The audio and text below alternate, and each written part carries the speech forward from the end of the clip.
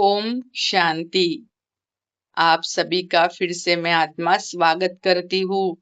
तो पिछले अध्याय में हमने बहुत सुंदर मान्यता और अनुभव के बारे में सीखा था कि अनुभव कितना श्रेष्ठ होता है, मान्यता हमेशा डगमग करती है। तो हमें हमेशा अनुभव के साथ चलना है। तो आज हम उसे आगे बढ़ाते हुए आज का अगला अध्याय देखेंगे। तो आज हम देखते हैं अध्याय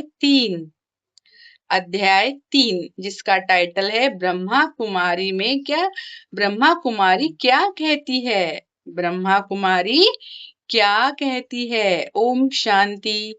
जब यह प्रश्न सामने आता है कि क्या सच में ब्रह्मा कुमारी में भगवान आए हैं, तो मन तुरंत एक सीधा उत्तर चाहता है, हाँ या नहीं। लेकिन जैसे ही कोई आत्मा इस स्थान के संपर्क में आती है, उसे सबसे पहले यही अनुभव होता है कि यहाँ उत्तर देने की जल्दी नहीं है, यहाँ कोई घोषणा नहीं है, यहाँ कोई यह नहीं कहता कि तुम मान लो कि भगवान आ गए हैं, बल्कि यहाँ तो एक बिल्कुल अलग दिशा दी जाती है।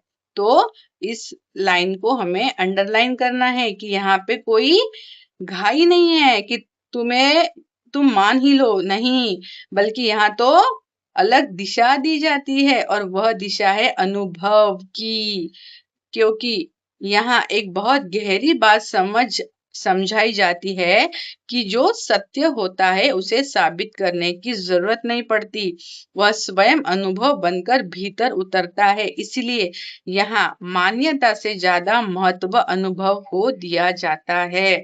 देखा, किसको महत्व दिया जाता है? मान्यता से ज्यादा अनुभव को महत्व दिया जाता है। यहाँ आने वाली आत्मा को सबसे पहले यही बताया जाता है कि अगर तुम सच को जानना चाहते हो तो पहले खुद को जानो। क्योंकि जब तक आत्मा खुद को नहीं पहचानती तब तक वह भगवान को पहचान ही नहीं सकती। जब तक आत्मा स्वयं को नहीं पहचाने तो वो भगवान को कैसे पहचान सकती है। यह बात सुनने में बहुत साधारण लगती है, लेकिन यही इस स्थान की पूरी नींव है। यहाँ भगवान को दिखाने की कोशिश नहीं की जाती, बल्कि आत्मा को देखने की दृष्टि दी जाती है। और यही सबसे बड़ा अंतर है बाहर की दुनिया और यहाँ के अनुभव में। तो यहाँ क्या होता है, भगवान को दिखाने की कोशिश नहीं की जाती, बल्कि आत्मा को देखने की दृष्टि दी जाती है। तो ये सबसे बड़ा महान अंतर है। जरा सोचो, अगर कोई कहे कि भगवान आ गए हैं, जरा सोचो, अगर कोई कहे कि भगवान आ गए हैं, तो सामान्य रूप से मन क्या चाहता है कि कुछ असाधारण दिखे, कोई चमत्कार हो, है ना। ऐसे ही होता है ना। अच्छा भाई, भगवान आया है तो ऐसे कुछ आकाशवाणी हो, बादल गरजने लगे, बिजलियां कड़कने लगी, है ना। ऐसे ही होता है ना, टीवी में जो दिखाते हैं। तो ऐसा हो जो सामान्य से अलग हो, लेकिन यहाँ ऐसा कुछ भी नहीं है। यहाँ ऐसा कुछ भी नहीं होता। यहाँ ना कोई चमत्कार दिखाई जाता है, ना कोई अलौकिक प्रदर्शन किया जाता है, बल्कि यहाँ आत्मा को शांति में बैठने के लिए कहा जाता है। और यही सबसे अनोखी बात है, क्योंकि दुनिया शोर से भरी हुई है, लेकिन यहाँ सत्य शांति में अनुभव होता है। क्या है यहाँ पे, क्या होता है? सत्य शांति में अनुभव हम भगवान का कर सकते हैं। यहाँ आत्मा को सिखाया जाता है कि एक बार खुद को शांत करके बैठो और अपने भीतर देखो, क्योंकि जो भी सत्य होगा वह भीतर में अनुभव होगा, बाहर से थोपा नहीं जाएगा। यहाँ कोई डर नहीं दिखाया जाता है कि अगर तुम नहीं मानोगे तो कुछ गलत हो जाएगा। यहाँ कोई लालच नहीं दिया जाता कि अगर तुम मानोगे तो तुम्हें कुछ विशेष मिल जाएगा। यहाँ कोई दबाव नहीं बनाया जाता कि तुम्हें यह स्वीकार करना ही है, बल्कि यहाँ तो पूरी स्वतंत्रता दी जाती है कि तुम खुद जांचो और समझो और फिर निर्णय लो। और यही इस्लाम की सबसे बड़ी सच्चाई है। क्या है?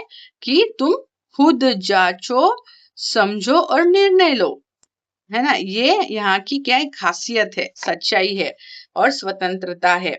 वही सच्चा अनुभव होता है। मजबूरी में किया गया विश्वास कभी स्थायी नहीं होता, लेकिन अनुभव से आया हुआ विश्वास कभी टूटता नहीं है। यहाँ एक और बहुत गहरी बात समझाई जाती है कि भगवान को पहचानने का आधार बाहरी प्रमाण नहीं हो सकता, क्योंकि अगर भगवान को पोस्टर से पहचाना जा सकता तो हर पोस्टर सत्य बन जाता। अगर भाषण से पहचाना जा सकता तो हर अच्छा वक्ता भगवान प्रमाण बन जाता, लेकिन ऐसा नहीं है। इसीलिए यहाँ कहा जाता है कि भगवान को पहचानने का एक ही तरीका है और वह है अनुभव।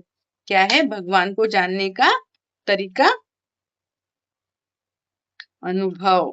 क्योंकि अनुभव ही वह चीज है जो किसी के कहने से नहीं आता, जो किसी के कहने से नहीं आता, बल्कि आत्मा के भीतर से उठता है। जब आत्मा यहाँ बैठती है तो उसे धीरे धीरे एक अलग अनुभव होने लगता है। पहले जो मन इधर उधर भागता था वह थोड़ा शांत होने लगता है। पहले जो विचार लगातार चलते थे उनमें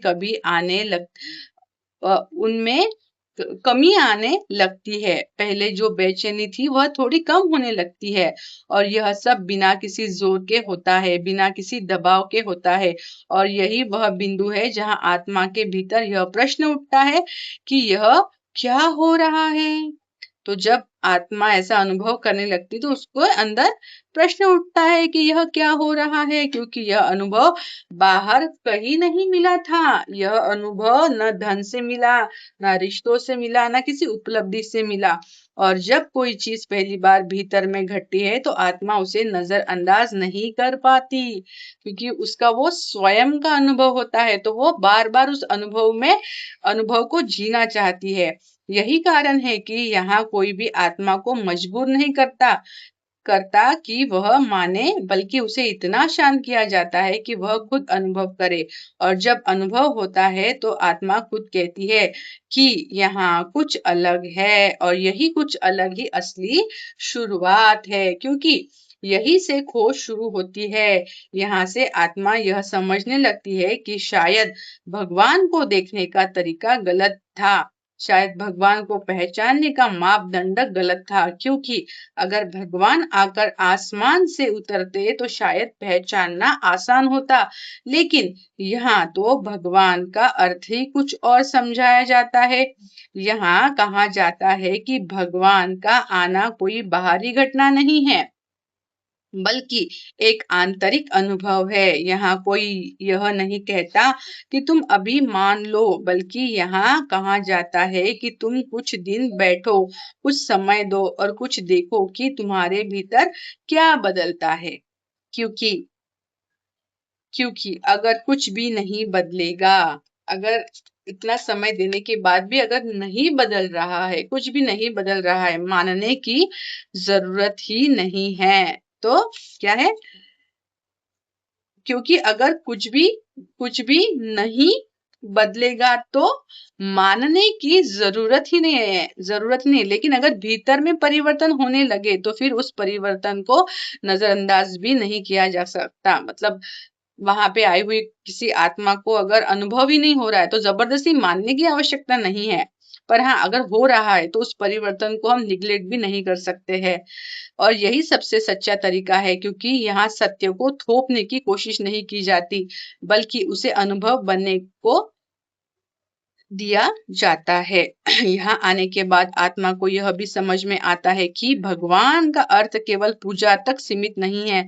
भगवान का अर्थ है वह शक्ति जो आत्मा को भीतर से बदल देती है, वह शक्ति जो डर को कम कर देती है, वह शक्ति जो मन को स्थिर कर देती है, और यह सब बिना किसी दबाव के होता है। इसीलिए यहाँ कोई बाहरी प्रमाण नहीं दिया जाता, क्योंकि सबसे बड़ा प्रमाण आत्मा का अनुभव ही होता है। यही कारण है कि लाखों आत्माएं यहाँ आती है और बिना किसी मजबूरी के टिकती है ना? क्या है इसका कारण कि लाखों आत्माएं यहाँ आती है और बिना किसी मजबूरी के टिकती है, क्योंकि अगर यहाँ केवल शब्द होते तो कोई टिक नहीं पाता, लेकिन यहाँ अनुभव है और अनुभव ही वह चीज है जो आत्मा को बार बार खींचती है। तो देखो, सब कुछ खरीदा जा सकता है लेकिन अनुभव नहीं, खींच कर लाती है। यहाँ आत्मा को यह महसूस होता है कि उसे कुछ ऐसा मिल रहा है जो बाहर कहीं नहीं मिला, और हाँ, बाहर कहीं नहीं मिला, और यही कारण है कि यहाँ कोई भी आत्मा सिर्फ सुनने के लिए नहीं आती, बल्कि महसूस करने के लिए आती है। अंत में यही कहा जा सकता है कि ब्रह्मा कुमारी में भगवान के आने की बात को यहाँ कभी साबित करने की कोशिश नहीं की जाती, बल्कि यहाँ आत्मा को इतना जागरूक किया जाता है कि वह खुद इस बात को अनुभव कर सके, क्योंकि जो बात अनुभव बन जाती है उसे फिर किसी प्रमाण की जरूरत नहीं रहती। इसलिए यहाँ का संदेश बहुत सीधा है कि मत मानो, आकर देखो। तो जो भी बाहर के लोग आपको कह रहे हैं उसको मत मानो, आकर देखो, क्योंकि सत्य को मानना नहीं पड़ता, सत्य तो स्वयं अनुभव बनकर भीतर उतर जाता है। तो यह लाइन सच में बहुत पावरफुल है कि सत्य को मानना नहीं पड़ता, सत्य तो स्वयं अनुभव बनकर भीतर उतर जाता है। और एक बार जब एक बार वह अनुभव हो जाता है तो फिर कोई भी संदेह बाकी नहीं रहता। तो जब यह एक बार जो अनुभव अगर अंदर उतर जाता है तो फिर कुछ भी संदेह हमें बाकी नहीं रहता, क्योंकि जब हम अगर उस आत्मा ने 10,000 सीढ़ियां वो चढ़ के गया, उसने वो अनुभव किया, तो उसको 100 लोग भी अगर कहे ना कि नहीं नहीं ऊपर भगवान नहीं है, वो मानेगा नहीं, क्योंकि वो स्वयं वो सीढ़ियां चढ़कर उसने भगवान को वहां पे देखा हुआ होता है। तो 100 लोग क्या, 1000 भी लोग उसके सामने आए, 1 लाख भी आए, तो भी वो उस चीज को मानेगा नहीं, क्योंकि अनुभव की अथॉरिटी उसके पास है। तो यही है यहाँ पे कि आपको यहाँ कोई मान्यता आपके ऊपर लागू नहीं की जाती, स्वयं आपका अनुभव यहाँ बोलता है और वो स्वीकार करता है। तो आज का अध्याय आपको कैसा लगा? तो क्या आप यह अध्याय आपके प्रियजनों के साथ शेयर करना चाहते हैं? तो जरूर इस लिंक को उनको जरूर फॉरवर्ड कीजिए, कि जो आज भी ब्रह्मा कुमारी के नाम से मान रहे हैं, उसको जान नहीं रहे, तो जरूर यह अध्याय उनको शेयर कीजिए, ताकि उनकी भी गलत मान्यताएं आज टूट जाए और वो भी सच्चे सच्चे सच्चे उस परमात्मा के बच्चे बन जाए और अपने जीवन को वो भी सुधार सके, अपना जीवन, अपना जो यह जन्म है वो पुण्य जन्म बना सके। तो यह पुण्य कर्म आप जरूर कीजिए और अपने खाते का बैलेंस बढ़ाइए। तो बाबा को बहुत दिल से शुक्रिया करते हैं इतने अमूल्य ज्ञान के लिए, निमित आत्मा का शुक्रिया, और आप सभी जो इस अनुभव में जी रहे हैं ऐसी आत्माओं का भी दिल से शुक्रिया। ओम शांति, ओम शांति, ओम शांति।